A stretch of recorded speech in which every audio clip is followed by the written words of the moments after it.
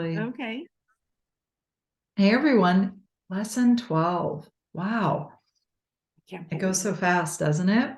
it I really don't does. know, Lisa, if you had or Lisa, I know Lisa's driving, so I won't ask her to take her eyes off the road or anything. But Kathy, have you had a chance to listen to this lesson I yet? listened to part of it. I didn't finish it. It's a I long listened, one. yeah, I let probably 15 minutes, but it seemed really good. It's so good. There's so much that Earl, and we'll review this. There's so much that we studied in thinking into results that's also Yes, in here. You can see a yes, lot of the cross sure. pollination. Yes, But I love this concept of, we talk about leadership in lesson 10, the most yes. important person, but they really take a deep dive in here. And we're going to study this all week and really start to think about ourselves as a leader. And we'll have a discussion on this, of course. But as usual, Good. we're going to start with wins. Do you have any wins, Kathy? Um, I had a realization today because I Okay. had talked to you earlier that Mm-hmm. in the week. Because last week I was really busy socially. Mm-hmm. And I kind of hit the wall today. And I was supposed to be going different places. And I don't want to just do that. So I stayed home and I feel so much better of being centered. That's And, great. it does that happen to you a little? Yeah. Yeah, Yeah, of course. Yeah. yeah. That That because happens to we all of we us. need our private time to just be. Mm-hmm. Mhm. And it's so good, when I think that's a huge win because the person we have to make sure we're taking care of first and foremost, right, is putting Yes, our own yes, oxygen mask on first. right. And I know nobody likes to disappoint friends and change plans last minute, but I really think it's important to do things for yourself first so that you're in alignment Mhm. and you have that balance. And because I forget, I was talking to a client a couple of weeks ago and I said, if somebody's going to be unhappy, don't have it be you. Mhm. Yes, You good. know, That's that really good. you take responsibility for your own health and well-being. And, one of the things I want to talk more about in the future is physical resources, that it's Mhm. really important for us to make sure that we're hydrated, we sleep well, we eat a healthy diet, we get daily exercise. Because when your physical resources are low, you tend to be more susceptible to being pulled off your Mhm. center. You know what I mean? Like I feel that I become more reactive when I'm tired, when I'm, Yes. frustrated, when I'm, if my physical resources are low. And I'll even say to Dan, you know what, my physical resources are low. Can we have this conversation at another time? Or, Yeah, for sure. you just really taking care of the vessel that we live in. So that's wonderful. Lisa, I know you're driving, so so good to have you here. Hopefully Laura and Joni will join us as well. But on that I want note, to, can I go yeah, get the pages from the book? It's right here. absolutely. So No, as you go go for through it. it. Yeah, yeah. Um, on that note, this is such a powerful lesson. So tonight's agenda is to talk about this lesson, but also talk about a new opportunity, a new program that I'm putting together that you are all invited to check out, consider for yourself. My primary goal is to make sure that each person has an ongoing study program for themselves of some sort or other. But I want to make sure, I'll wait for Kathy to get back. I want to make sure it's really tailored to each person's interest and goals, etc.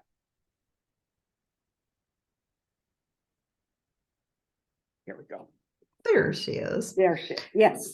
Yes. So as I was saying, tonight's agenda is to talk about this. And my Yes. request as usual is that you all read through this. I think it's one of the longer, Yes. lessons in here, but the content is so powerful, particularly when, and Kathy and I have had the great benefit of being physically around Bob in group settings and in small Right. group settings.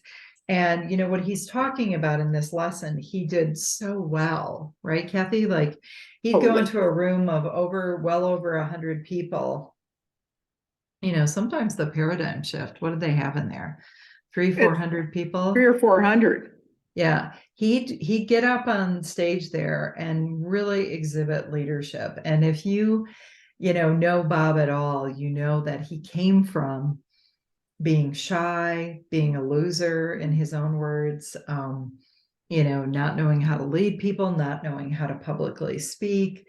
And boy, he just embodied this and embodied this and embodied this. And the compensation in life, whether it's the impact you want to make, the money you want to make, the persuasion that you want to have with people to help them do things that they want to do, it really all comes back to this. How can we lead people as a powerful, positive leader?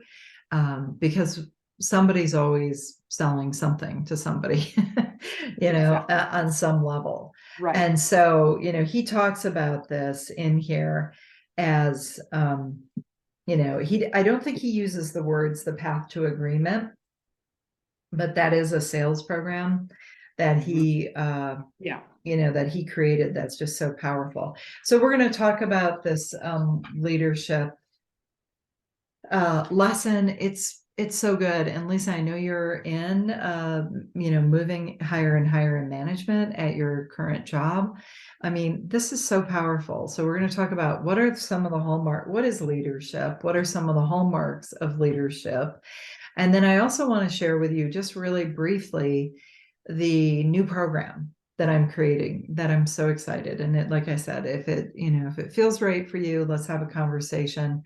My main goal is that you all have something to carry you through, because I'm thoroughly convinced that if we stop studying, things go haywire quickly. So I've had the idea that's my win for today. I've had the idea to create my own program. I'm in the process of doing that. I'm starting with the first 3 months of it. It's going to be powerful. It's going to be very action oriented. I want you to take all the learning that you've had, embody it, and act out on it on a daily basis. So there's going to be a heavy emphasis on building a vision of your entire life, what I call 360 whole life design, dream life design.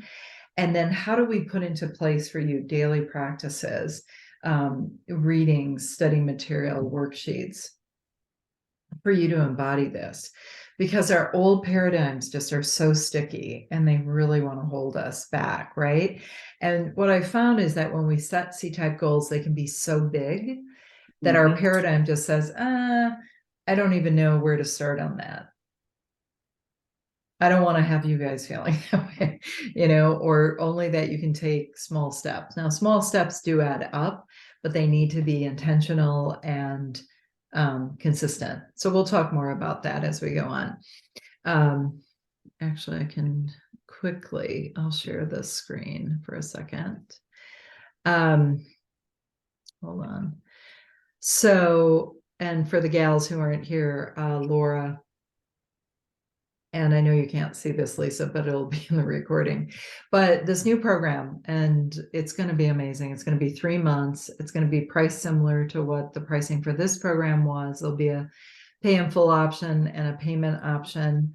We're going to start with 360 life design, dream life design. It's going to be about self-love and worthiness. We're going to talk about that because I think a lot of our paradigm is self-sabotaging on some level because we don't think we're deserving or worthy. Dream life integration practices, what I like to refer to as your DMO, so that you have a practice, you have something you do every single day that fits right for you to make sure you're moving on the track. Hot seat coaching, I want to know. I want to have you say, hey, this is my goal. Here's where I'm going. Here's where I got stuck. I need help. We're going to work on the higher faculties, especially imagination, intuition, will, reason, perception, all of them, really. But I think using our intuition is so powerful. And it's one of the things that I find people don't utilize. And when you start to utilize it properly, you're going to have amazing breakthroughs.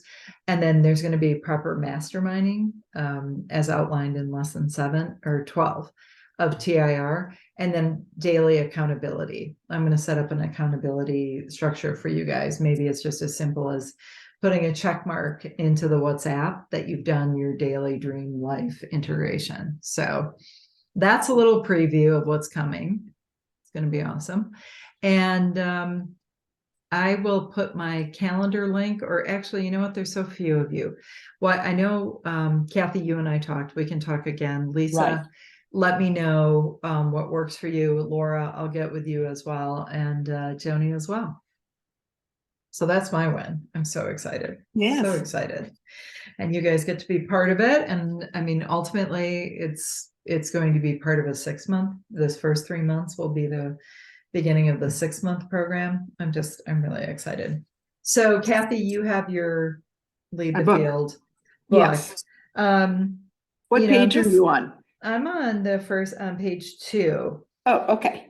You know, he says here about leadership, and the thing that strikes me about this is that I don't often think of myself as a leader, you know, and I think it's important for us to consider leadership can be as a parent, as a mother, as an employer, as an employee, as a sister, as a brother, it can be every area of your life. You know, if you're in a situation where there's an emergency, somebody needs to, there are psychological studies that show that if one person isn't put in charge or taking charge, nothing usually happens, even in a group of 100 people, because there's no person leading the charge, so to speak. So they say psychological studies show that what you should do if you're in an emergent situation like that, if you're the person you feel there's a vacuum, you say, hey, you lady in the blue shirt, call 911, because everybody assumes everybody else is doing it. That you start to assign tasks to people to get the emergent situation handled. So for me, I would really encourage you guys to really think about yourself as leaders. And I know you all are leaders, and that's great, but think about it in the terms that Earl and Bob talk about here. He says, this is the lesson where we take the wisdom of the ages. It's the second paragraph. Yes, Kathy, right here. I see it. That is incorporated in the other 11 lessons, and use it in a truly lawful manner. We also will be talking about the laws, the universal laws, in this next upcoming program. This cannot be overstated. I was listening to an Ernest Holmes book today on YouTube. Teachers have been talking about the universal laws and our infinite spirit for almost, 100+ years. And so we have to really understand that when the law of cause and effect, what we think about, we bring about. What we put out, we get back. This is so true for leaders.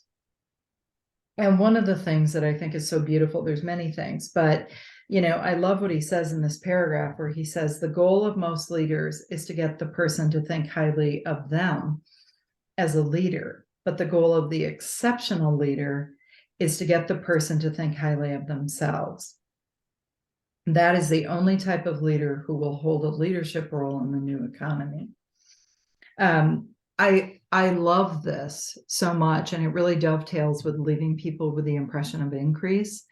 And, Kathy, you and I as coaches, and everybody really, no matter what field you're in, seeing possibilities in other people. Bob did such a beautiful job of that. He'd never look at somebody and think, oh, they don't have enough education, or, oh, they've grown up in this certain way, or, they have all these limiting beliefs. He only ever saw the possibility in people. Now, he could see their limiting beliefs and their paradigms, of course, but what he really keyed into was seeing you in your perfection, seeing you in your wholeness. And when you interact with people like that, just when you hold that space of the energy, meaning drop any prejudgment that you may have about someone. And I'm not saying people here are heavily judging other people, but you think, oh, well, I don't know if she'll get this, or, if this will be her thing. But Sure. just holding that space of pure positive energy for someone, because we know Right. that at their core, that's who they are. We are not our paradigms, but we have paradigms, and they tend to run our lives. So I think that's a beautiful way to think about it is, leaders get people to think better of themselves.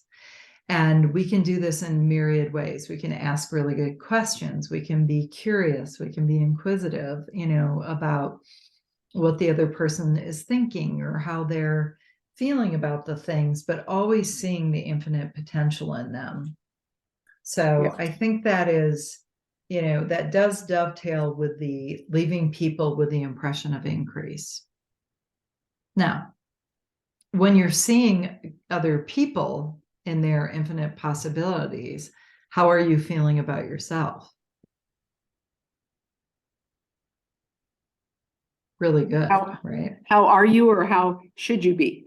Well, if you're channeling that, seeing infinite possibilities in other people, imagine what that's doing to you if that's running to and through you, right? Right, exactly. You're going to be saying, wait a minute, if I can see the infinite potential in Kathy, certainly I can see it in myself. I can, if I can see it in Lisa. So this is just a win-win situation of encouraging people to express the best that they have. And I have never worked in corporate as a profession. I've done consulting in corporate settings, but I think this flies in the face of corporate settings at times because there can be competition, a feeling of competition inside of corporate teams, et cetera. But a true leader really rises above that and demonstrates creativity, right? Right. I'm sure you found that, right, Kathy, in the Olympics, that you did a good job of fostering creativity. Oh, absolutely. Yeah. And I see that with my clients all the time because, they don't know this stuff, and they're either lacking self-confidence or struggling over an issue. And TIR really builds them up. Right. Don't you think? Yeah. Yeah, absolutely. No, because, Bob always said, and I never really understood it. It probably took me a year to figure it out. He said, there's only one problem in the world, and that is ignorance. And then I said, well, ignorance of what? Like stupidity? And he said, no, that's different.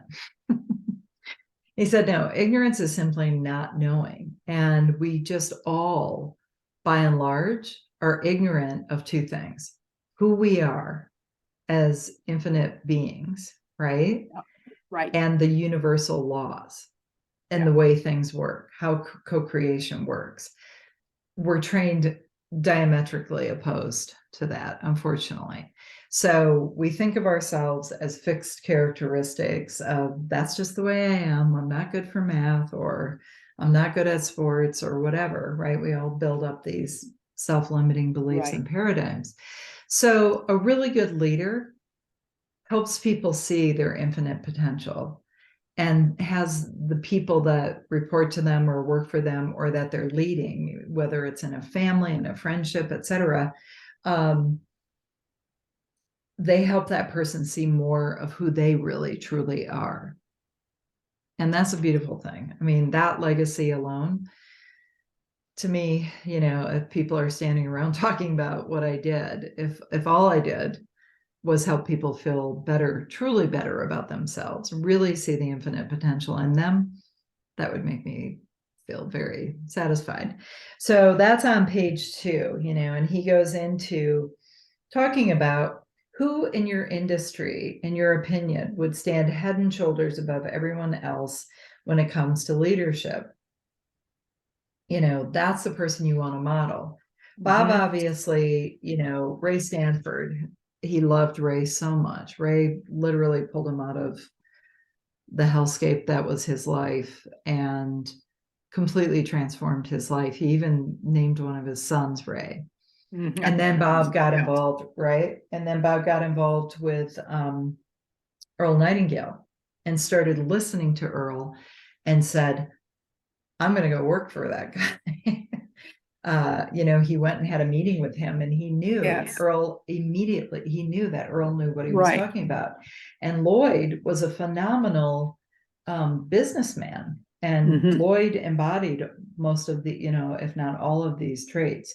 So that's the other key point. Think of somebody in your industry, or if you're not in an industry, Lisa, everybody's in some kind of industry or some, Sure. kind of business. Think of someone that you can respect and admire as a leader in their field.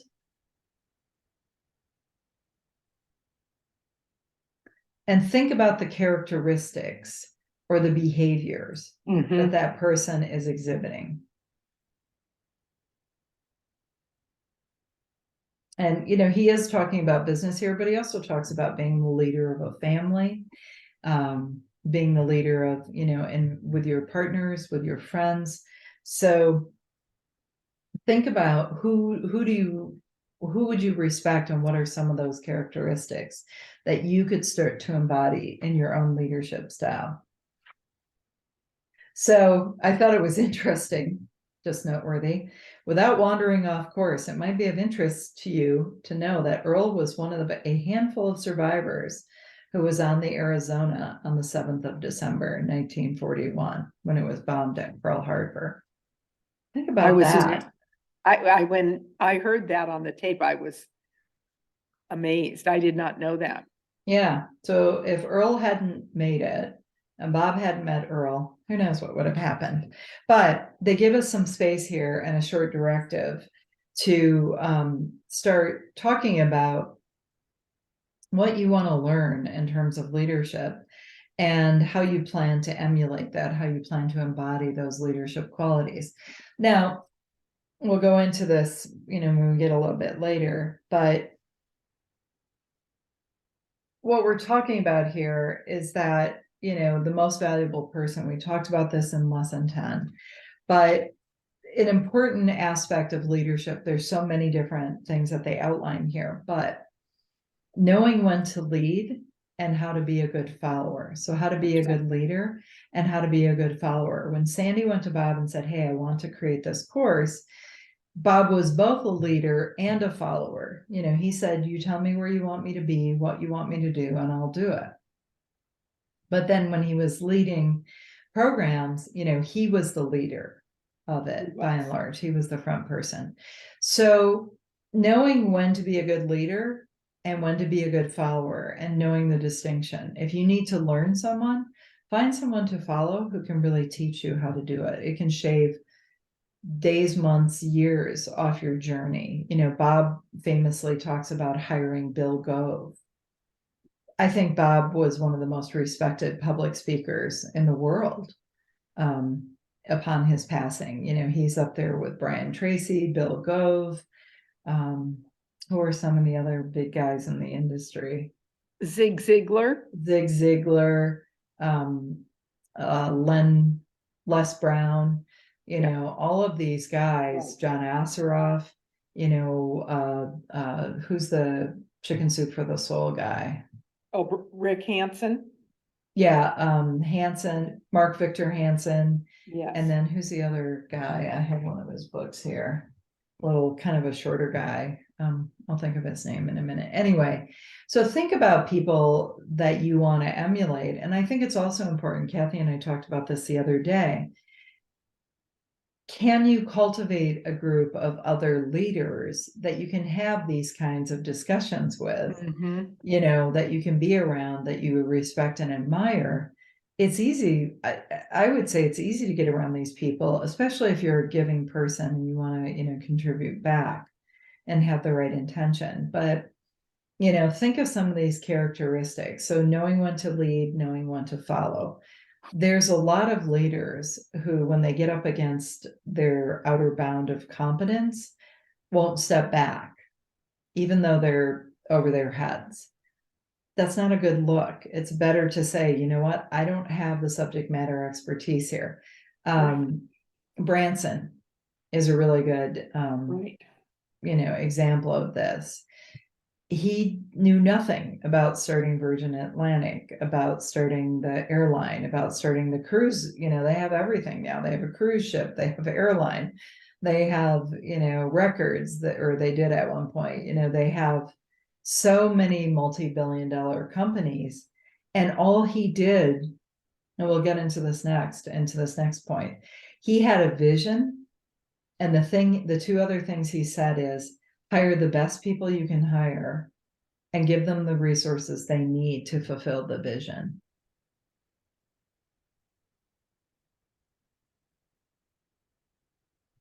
He knew nothing. He was not an aeronautics, airline guy. He didn't know anything. So, that's so much the case. I think that was the case with Henry Ford. He was almost functionally illiterate, but he hired engineers and held the vision of creating an 8-cylinder engine. When they told him it couldn't be done, he just kept saying, do it until you do it, kind of a thing. But that brings me to the next point, which is, and this is all in here, so I don't want to get overly, bogged down in this, but what you want to think of is the following. And here's the thing. Leaders are the ones that hold the vision. Yeah. Even when nobody else can see it, especially when nobody else can see it. Because if you're doing something that is already a known, that's not vision. That's not creating something new. Now, I'm not saying there's not a place in companies for people who then, to take it out and make it an actual process, or, fulfill the vision. Everybody in an organization is needed, and everybody needs to be viewed as such and to be encouraged to bring their creative powers to bear. But a leader is a person who says, you know what, this is where we're going. And people can say, I don't see it. And they are unshakable in that vision. I mean, I think of the time when Bob sat at his house in Illinois and had a pen in his hand and said, I'm going to create and operate a company that operates all over the world. This was back in the 60s, right? Right. He had no idea. But he knew how the process worked, the lawful processes. He knew if he held it in his head and got emotionally involved in it and stepped out and inspired action, it was going to happen like it was getting dark at night. Do you ever hear the story where he would fly into, I forget, I think in Atlanta, he put together a cleaning company. And he said I don't know if it was he and his brother or he and a friend flew in for a weekend, got a real estate agent to drive them around, told him he'd pay him extra if he could drive them around for the whole weekend, got office space, office furniture, hired people, had phones put in, had desks put in, and started the company in a weekend. Right. Because he had that vision. He trusted and had faith in his vision, and he was going to be unshakable in it. So I want you to think about that. I think that's what struck me the most in all of this is, do I go into situations with people and fall into their energy, kvetching about, whatever. And I'm not saying people don't let people vent. I mean, this is rare what we have here. But often I'll come out of that feeling kind of drained versus go in it with my energy high and my intention high and my vision of how it's going to go high and have that carry the day. Same thing and he talks about this in sales conversations. Go into every sales conversation you have, visualizing the outcome you want. Now, this could be with your in-laws. This could be with your kids. This could be with your friends. This could be, any projects you're working on, prospects, clients. You want to see the end because that's your North Star. You don't want to just leave it to chance, right? Kathy, when you're interviewing a prospect, you know how much this is going to transform their lives. Oh, absolutely. Like night and day. But people have paradigms, don't we all? So, the money paradigm, the time paradigm, I don't know if I can do it paradigm. Like that's their paradigm. You're just having a vision of what they themselves can You hold actually that vision achieve. for them. Exactly. So you hold that space of that vision. I think the other thing that impressed me so much about that concept is that it really speaks to living a very intentional life. I talk to people and I say, well, hey, have a good day. And they'll say, we'll see. I'm like, really? Okay, we'll see. Like, are you going to leave it to chance? Or are you going to have the best day you can possibly engineer? So it's really important for us to think about it in these terms about being intentional. I saw something the other day that says nobody gets to the top of Everest by accident. No. We have to be intentional about the vision for our own lives. We have to be able to lead ourselves, right? And then we can lead other people. We can calmly, confidently lead other people. Why? Because we know two simple things, simple but not necessarily easy. We know that we're infinite beings, and we know how to use the laws in conjunction with our infinite potential to express that potential, to bring no thing into something, right? So there's so much in here about being an effective leader. You have to be a good follower. We talked about that. Being a good leader, it just is going to make you feel amazing. It's going to increase your income. It's going to increase the good you can do, the legacy you leave. It's all so powerful. But starting on page 10, Can I ask you, of course. In your course, are you going to talk about being a good leader? Yeah, absolutely. Because I think that's really important. It is really important, and we'll definitely talk on leadership. I believe this: the more we can embody these laws, these new paradigms, people want to follow people who know what they're doing and know where they're going. You and I are teaching people, and I know, everybody's here with their own goals, but Kathy in particular, you and I are teaching something to some people, not to some people. We're teaching something to people that is completely a new way of thinking. Now, have they heard of manifestation? Have they read Louise Hay? Have they read, Neville Goddard or Napoleon Hill? Yes. But the comprehensive nature of this and the life-changing nature of it is so important and so valuable. But we're talking to someone who's never had any exposure to this. So what's going to be that tipping point, right? Bob used to be able to stand there up on the stage, and when he'd come out, it would be no time. It'd be probably 10 minutes, and people would literally, myself included, just be like, leaning in, hanging on the edge of their chairs, hanging on every word, because he knew how to do this part that he starts talking about on page 11.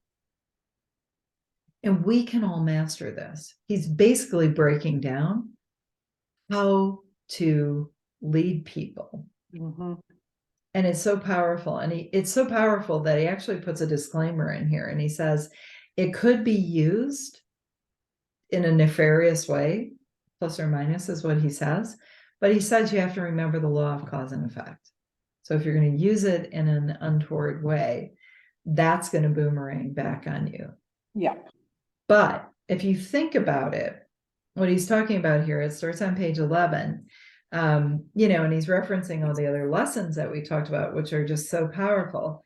He says, we previously stated that the conscious mind has the ability to accept or reject. Oh, Laura is here. Awesome. Who's here? Laura just popped in. Hey, There she Laura. is. Welcome. She's here. She's here. We're talking about leadership. I'm so glad you're here. So, he says he's talking about the conscious to the subconscious to the body, the sick person. No surprise, right? All roads lead Yes. back to the mind and the body and the universal laws.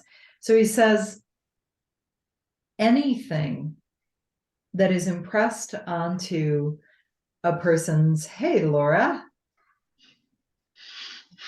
anything that's impressed onto your conscious mind, regardless of the source, that you internalize, you emotionalize, and you let get through into your subconscious program must be expressed to and through you.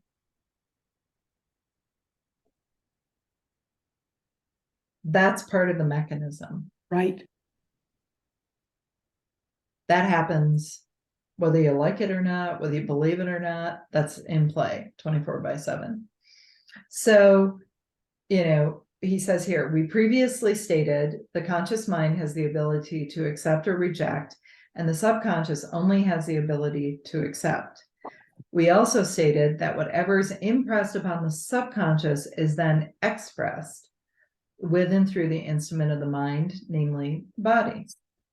And it's easier to win. We divided the conscious mind into two parts. We said that the conscious mind had the ability to reason inductively and deductively, while the subconscious mind was totally deductive. This is going to help you in your pursuit of leadership, whether it's yourself or other people, because if you can get through to people's subconscious minds, you can totally get them to come with you down the path of agreement. It's fascinating.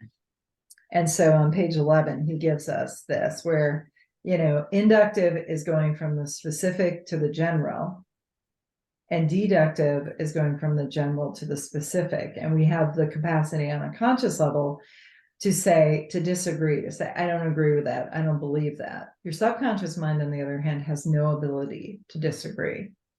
If you get worried enough about something, it's going to permeate every cell in your body. If you get excited about something, it's going to permeate your body, right? So he goes in here about, talking about making decisions, being on a course with your goals. He talks about putting all your eggs in one basket. That was Andrew Carnegie's. Put all your eggs in one basket and then watch the basket. Bob puts in a caveat here that you can still have multiple sources of income.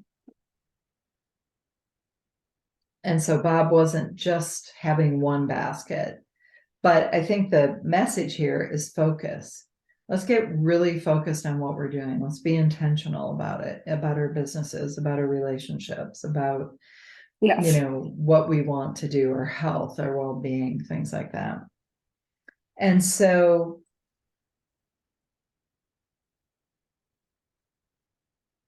he goes on here to talk about, I just made notes here, about the leader being conscientious about building a vision of what they really want for the whole, for the goodness of all, and then leading people on that path.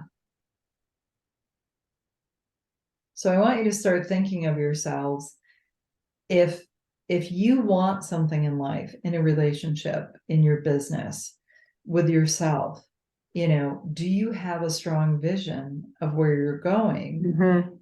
Or are you being whipped around a little bit on and off the vision? Not a big deal. Don't get upset. Don't self-flagellate on that. But the thing here that we want to do is we really want to make sure that we are holding true to our vision, regardless of how bad things look at the current moment, how things are not going your way, whatever the current circumstances are. To lead yourself effectively and then other people, we have to be able to hold that vision. I think of the movie Braveheart, which has so much gratuitous violence that it is my favorite and it's not my favorite. But that speech that Mel Gibson gives when it's clear they're going into their, what would appear to be certain death. he isn't just like, hey, we're going to Right. take this hill. It's about, country and tribe and clan and our women and our lives and our history. Like there's just this meaning that he's able to confer to this battle that far transcends just going into a slaughter, right? He's like, no, this is about our honor. This is about who we are. This is about what we do. I'm paraphrasing because I haven't seen it in a long time. But I think it's important to think of that leaders are able to set the context for something bigger, for meaning. And remember the old quote. Yeah, go ahead, Kathy. I really like this discussion, and I think it's really important for women because I think women have a tendency to be followers. We were brought up, my age group, where, we had to kind of subordinate ourselves a little bit to the men. But that's not true anymore. And to own this, I mean, when you talk about this, it's like, I've got to put it on my bathroom mirror, be a leader, not a follower. Because I will go into a group and I'm waiting for everybody kind of to make the first moves, and then I move. Right. And I could be more assertive and be the leader. Right. And have that hat on, Yeah, absolutely. Well, and think of it in these terms. A leader is there's so many good things that they call out here about hallmarks and characteristics of leadership. But the big thing is, to your point, Kathy, is thinking of yourself as a leader. Yes. Yes, that we all have this capacity. And what I like about this is he's not saying you're either born with it or you're not, or it's only for men or it's only for women. It's like it's for every human being who's actively thinking, meaning using your higher faculties. It's an important thing for me to think about is own it. And I love when he always said, own the room you walk into. Right. But own the room you walk into as a leader, put that on it too. Yeah, absolutely. No, that's so good. Laura, good to see you. Hi. You're looking gorgeous. I would thank you. I love these lashes. She does such a good job, but I thought it was going to be done by 5. I really did. But I got off the bed and went to the bathroom like, it's 5:30. I missed a half an hour. No worries. Well, it's being recorded and you're here, and I can certainly catch you up. We can catch up.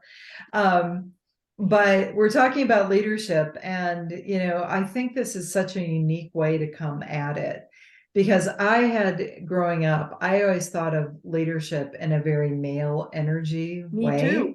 That it was kind of brute force engineering and domineering and getting stuff done and just kind of jamming it through. And what they're saying here, what Bob and Earl are saying is, what if we hold the vision of where the group or the employees or the family members or the spouse or whatever, what if we hold this vision and then bring people along by selling them effectively? And he goes into this, by being confident, by being positive, by raising them up, by seeing the best in them and getting them involved. And the story that I always think of, that one of my other mentors, gosh, this was probably 40 years ago,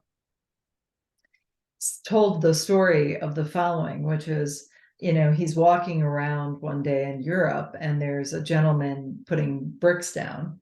And he says to the gentleman, what are you doing? And he said, oh, I'm laying bricks. And the guy goes, oh, cool. And he keeps walking. And then he says to the next guy, what are you doing? He was doing the same thing. But the gentleman said, I'm building a wall. Okay. 2 guys, 2 different views. He goes to the next gentleman and says, what are you doing? And he says, I'm building the world's most beautiful cathedral. It's going to be a place of worship, and my hands will have been part of it. And that's what gets people engaged. That big vision that people can dial into and be part of there are studies that have shown, yes, companies try to incentivize people with more money, with better schedules, with all of that, and that's all important. But the main thing that people respond to is being part of a bigger vision.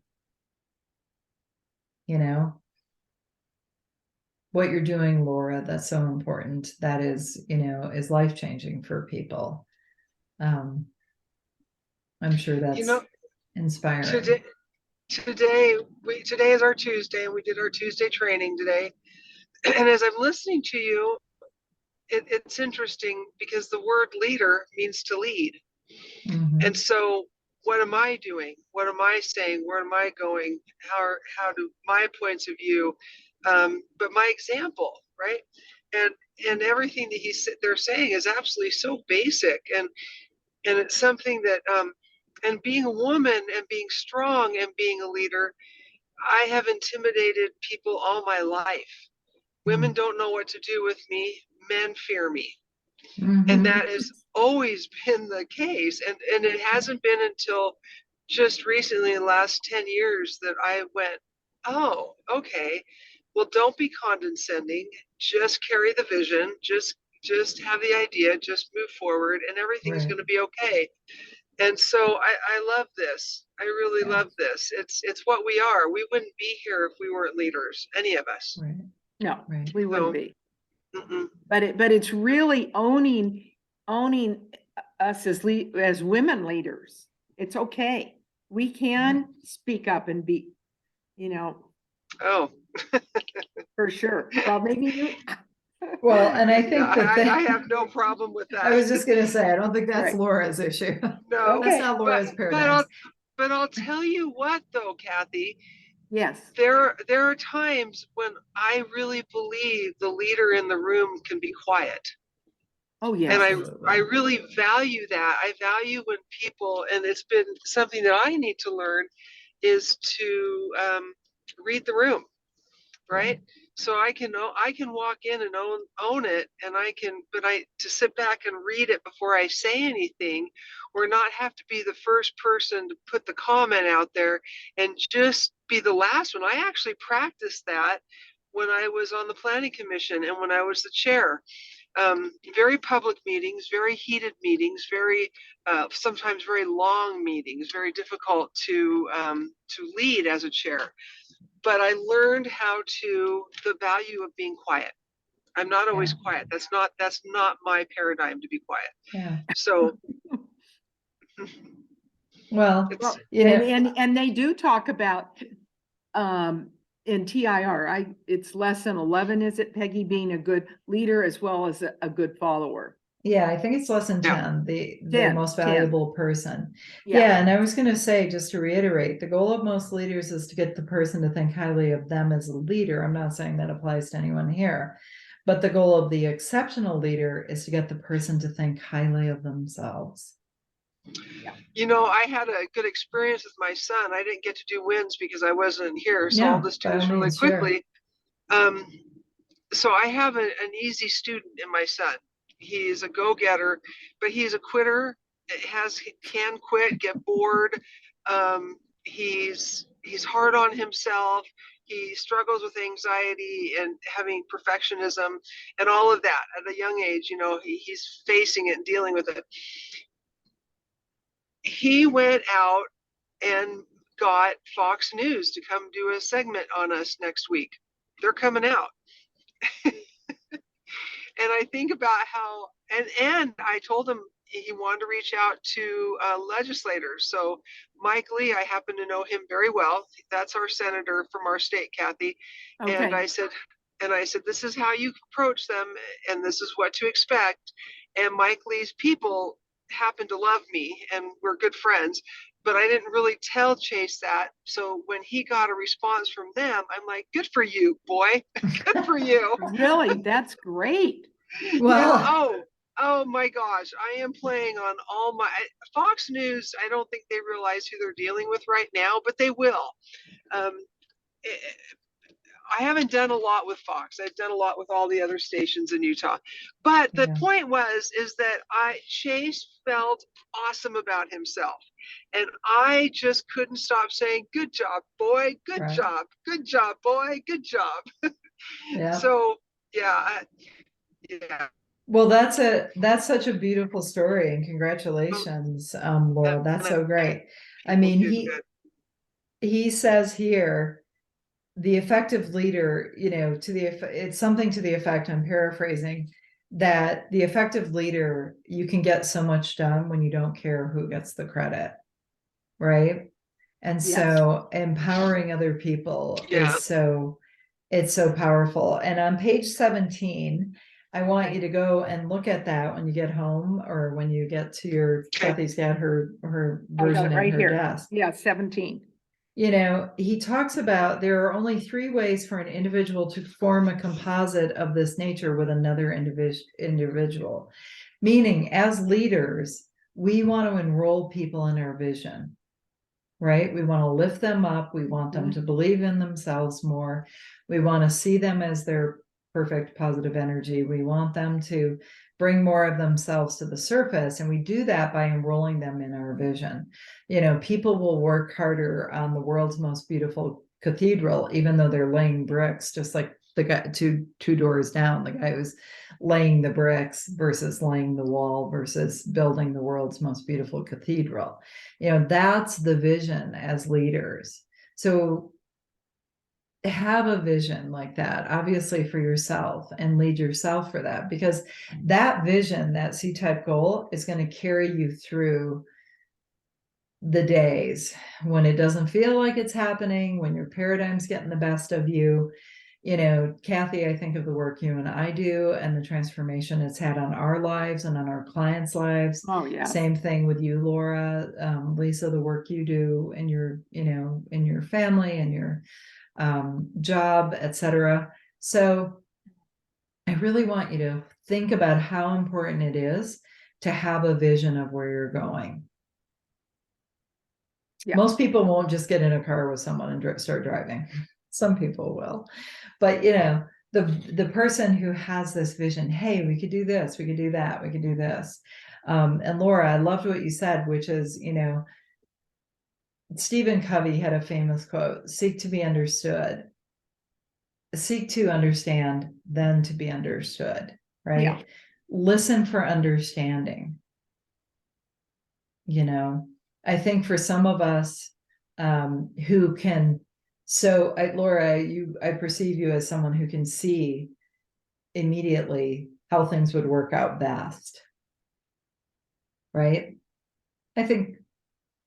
Say that again. I didn't understand that. I think sometimes when you're a fast processor and you can see how things can, you're like, okay, this will work best if we do this, this, this, this, this, and this. That seeking to understand. Right. It's like, that's been a learning lesson of mine, because it just happens to be I don't have a lot of strengths, but one of my strengths is to listen to a story or listen to a situation or see something that's not going the way it should. And immediately I, like one of those people, who can see things, I can see the structure of what's not working, how it's not working, how it could work better, etc. And then if I try to foist that onto people around me, I'm like, okay, we got a plan, without getting their buy-in. It's like dragging people instead of encouraging them. Right. And it's, well, that's the same for the work. I mean, the work is amazing. I think you guys are frozen. Maybe not. No, you're not. We're okay. not. Okay. So like I have clients that I work with, and I can tell them the principles. I can tell them what to think. I can tell them what's going on. I can point things out. It doesn't work. Right. They have to walk through the process themselves. And when they walk through the process themselves, I get the privilege of watching them change before my eyes. They have to do the work. I just facilitate them through it. And keep them in the guidelines, so to speak. But I can't lecture them. I cannot lecture them into anything. No. I mean, you could, but it's less effective than if they, find their own way there. So, yeah. So starting on page 17, there's this whole conversation about how do we pull people into the vision. And he talks about about making a composite, and Bob did such a good job of that. He'd walk into the Matrix, which was a 5-day event that he and Sandy would host. And there were people literally from dozens and dozens of different countries from all over the world. And he would, he talked to us about getting everybody into the same energy, into the same vision of what he was talking about and being a leader in that way. And he did it so effectively, but I'm sure it's because he had a vision of where he was going and where he wanted us to go. And he says in here, you can do it, to create a composite with somebody. It's like a mind meld. You can do it through fascination, agreement, or shock. He recommends working on agreement. Wouldn't you agree that this is important? Wouldn't you agree? Asking well-placed questions, leading that person down the path of agreement. And so he says any individual, and this is where he puts in a caution, a caveat. He says any individual working with this knowledge, with what is being taught in this lesson, could, without difficulty, manipulate a person. In fact, this is exactly how manipulation occurs. So what he's talking about when, as leaders, we make a composite with somebody, is that we're putting aside their inductive conscious mind, that first part of their mind that can accept or reject. We're neutralizing that and getting them to come along with us down the path to agreement, right? So this is a masterclass in selling. Mm-hmm. It really is. And it's in large measure what he did the path to agreement on, which I think I may also include in this next program. Lori missed the front end. But yeah, it's the path to agreement. It's so powerful. It's such an amazing course. It's short, but it's so powerful. And it explains all of this and the psychology of helping other people. Obviously, we're only helping people to do things that are going to be good in their best interest. But he says you can use fascination, agreement, or shock. Fear can be used, shock can be fearful. Like if you don't do this, your life's never going to turn out. Unfortunately, there's a lot of that kind of selling going on. But he says here, the effective leader is dedicated to improving the quality of life for all of their followers.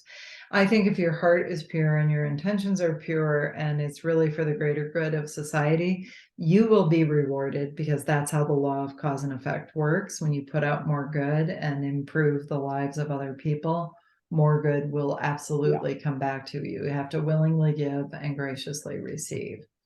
But he goes into suggestions for developing a composite with another person, and you can play with this. He says here, every day you are forming a composite with another personality, although you might not be aware of what is taking place.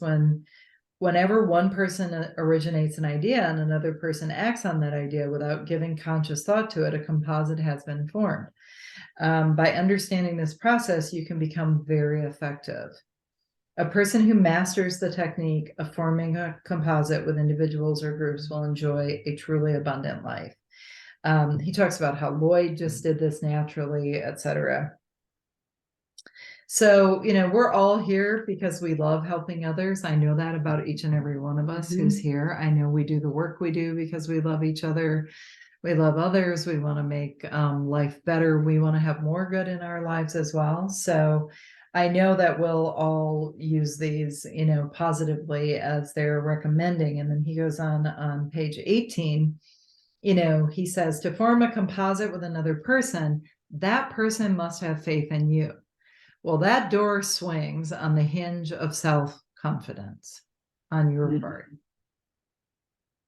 You will, people would follow Bob to the ends of the earth because he just oozed confidence. I mean, you could feel his presence in the room before you could see him. Like you could just feel him in the back of the room when he walked in. Like that's how strong and positive his energy was.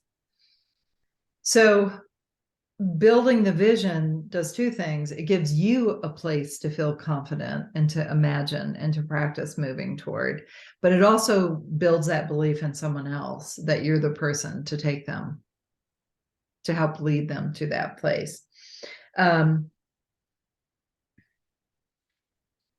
Also, when you give a suggestion that you want the other person to act on, the suggestion must have power behind it, and power comes from concentration. This is where we use the will to really focus on the person, not in an intent, creepy way, but just to be present with them and to give them a command. I mean, Napoleon Hill called it auto-suggestion. It's not like, hey, if you feel up for this, I'd highly recommend you to do this. It's like, you know what? If you're committed to healing your arthritis, you should sign up for this 6 package, or whatever, you know what I'm saying? Like, you give that person a command in a gentle, but you see them doing it, you see them feeling it, and then you see them signing up for your program or doing the interview or whatever it is that you're trying to do. Yeah, we just talked about this today in Tuesday trainings. We were talking about how that people, when they come in, that they're expecting you to be the expert, and it can be considered sales. Or if you're uncomfortable with asking for money, then understand that you don't believe in what you're doing. Right? If you really believe that this is good for people, they want to be sold. They want to be talked into it. Exactly. Well, I think also, Laura, thinking about the path to agreement, helping your people understand that selling is serving. Right. And we did the go giver and right. And I'm not saying it as well as actually Chase and I did in the video. We actually did a really good job. We do really good. We ought to do like a podcast together. Anyway, but yeah, we talked about that, how it's okay, and to break it down and not to feel guilty and not decide for somebody if they can afford it or not, because it's not your business whether they can afford it. Right. Your business is to show them the value and to let them decide for themselves. They've walked in the door. They want to be here. They want something. They've called me. They want something. They've texted. They want something. So if you want it, seek to understand first and then to be understood. That's exactly what we said today. Understand what people want and then give them what they need to hear. Not in a manipulative way, in a totally 1%, 100% caring way. And then let it go, and you can break it down for them if you want. I mean, $13 a session is not a hell of a lot of money, No. It's like 2 Starbucks. One in California. That's right. That's exactly right. And so, let them decide, but be the expert. Exactly. No, I love that. And that's the thing, he goes into, before the composite is formed and the other person is receptive, their inductive reasoning factor, their thinker, they call it, must be shut down or set aside. That means that you have their attention. And if they're walking into your business, Laura, you absolutely have their attention. They're looking for help. They showed up there for a reason. Yeah, they came there for a reason. People don't go into car dealerships because they want ice cream cones, typically, unless they're giving out ice cream cones. So they're there. They want to be helped. Find out what their problem is and assure them, if you can, that you will help them. And here's literally what they need to do. You need to get out a credit card. I would highly recommend you get out a credit card, you sign up for a 6-pack or whatever it is you're selling, and you start immediately. When do you want to start feeling better? Right. I have to run, so I'm going to drop off. Okay, no worries. It's so good to see you, Kathy. We'll talk more. Yeah. Okay. Bye, Laura. Take care. So page 18, we continue on this, and he gives a really good list. I mean, what I love about this whole program is it's very hands-on how-to, very meaty. It's got the conceptual component, but it has a very step-by-step, here's how you do these things to really build up your leadership capacity, you know. And so what we're doing when he says we're putting aside their inductive reasoning, we're neutralizing their paradigms, right? Oh, it's a lot of money. Oh, this and that and the other thing. And I think you're doing such a good job, Laura, because, and all of us need to do this. It's not up to us to deal with their paradigms. They came in. I want to deal with you, not your paradigm. If people have money paradigms, so be it. You can talk about that, but you can say, what is your health worth? Everything. I mean, trust me when I say, Bob used to say this, people have homes full of stuff they don't need, but they wanted it, so they found the money for it.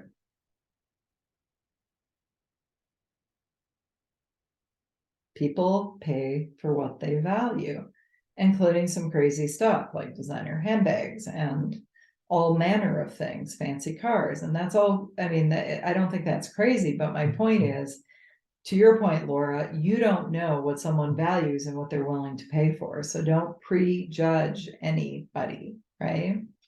So give everybody the opportunity. And there's so many good questions here, you know, to help you build this composite. Ask questions and listen intently. Have a confident bearing. Be direct, be sincere, be friendly. Be a good finder, meaning help find opportunities for them. Harness criticism, meaning let it go.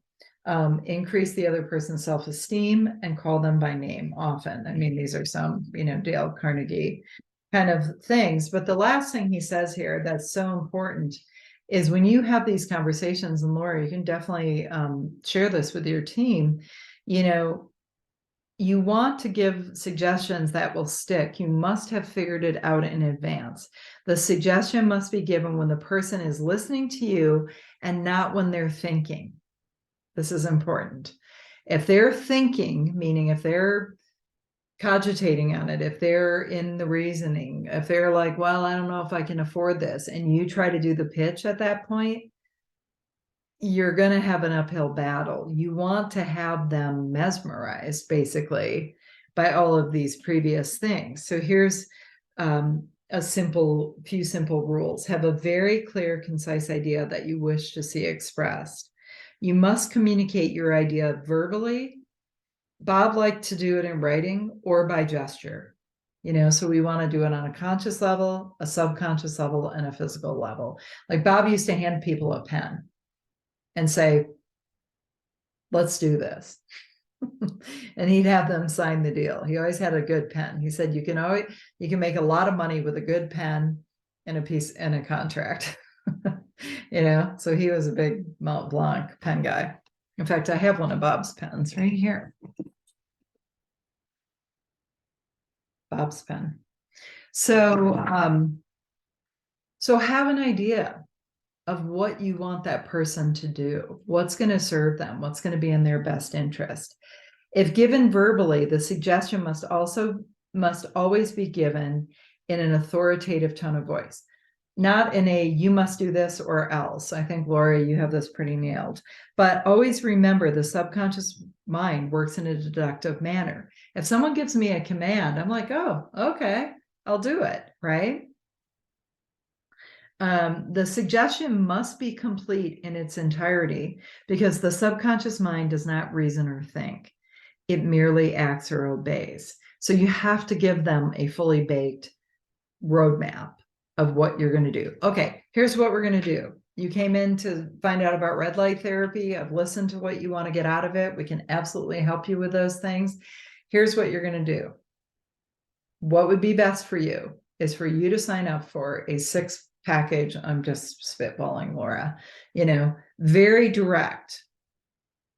Here's what would be best for you. Right? That's exactly what I do. Right. I'm not sure that my team is. I mean, I rarely have anybody come try it and leave without doing a package, but they do. Yeah. And so that's where that came from. And so I'm listening to you, and we do have scripts for them. We covered that in the training today, that they've been there for a long time, invited the team to go back and reread them. Mm-hmm.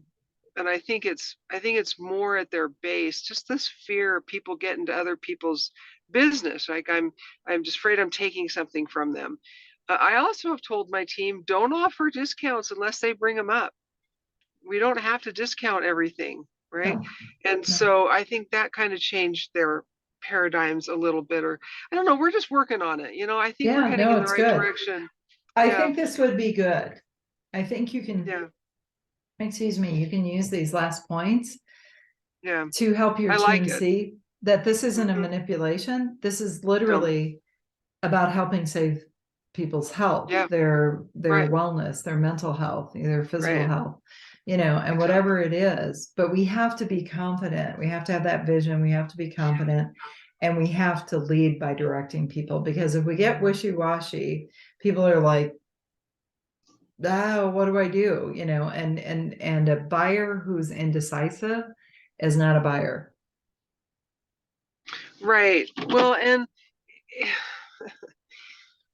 no one, I don't blame anybody for going, I'm not really sure if this is going to work, because who Mhm. knows about it, right? I mean, it's so brand new, Right. right? So yes, you're right. Here's all the studies though. Look at all of our experience. Mhm. This will likely help you. It may. Right. You're frozen. Yeah, I mean, certainly we can do things like have FAQs. You can, have, I For mean, I me, know, I just exude, this is going to work. yeah, I don't have any. right, right. Are you there? You Yes, you froze froze? up for a minute on us, but I think if I you, think I've lost you. no, Oh, we can shoot. still hear you. Oh, we lost her. It's just you and me, Lisa. I'll finish up on the recording, but these instructions on page 19 and 20 are so good. And Lisa, you can absolutely use these in any setting. Everybody can use these. I mean, this is about having a vision. Now, sometimes you're not the leader, and we talked about that as well, that you need to know when to be the leader, when to be the follower. So this isn't just about brute force leading everything we do, but I think for ourselves, we should have a vision of what we want. And, even if we're going with the flow with other people, understanding that how important it is to have a vision of how you want things to turn out, and then holding that vision and conveying it with conviction and communicating it well. So I'm glad you were here to join us, Lisa. I'll reach out to you. I look forward to seeing everybody Thursday. Lisa, I think you cannot make Thursday mornings, if I recall correctly. But I am here. You know how to get me. Let's get together and talk. I'm really excited about this next program that I'm launching, this 3-month program, really about lifting you all up and getting you more traction, more action, more of a daily plan, daily accountability, weekly accountability. I want to see you start marching your goals down the field so that there's that implementation. And, while I love the study, I want to see the rubber hitting the road. So that's what the new program's about in a nutshell, but we can definitely talk more. I'll have more details. I'll have a landing page in the next day or so, but it's going to be great. And Thursday is technically our last day, but I want to stay connected to you all. So we'll talk soon. Bye.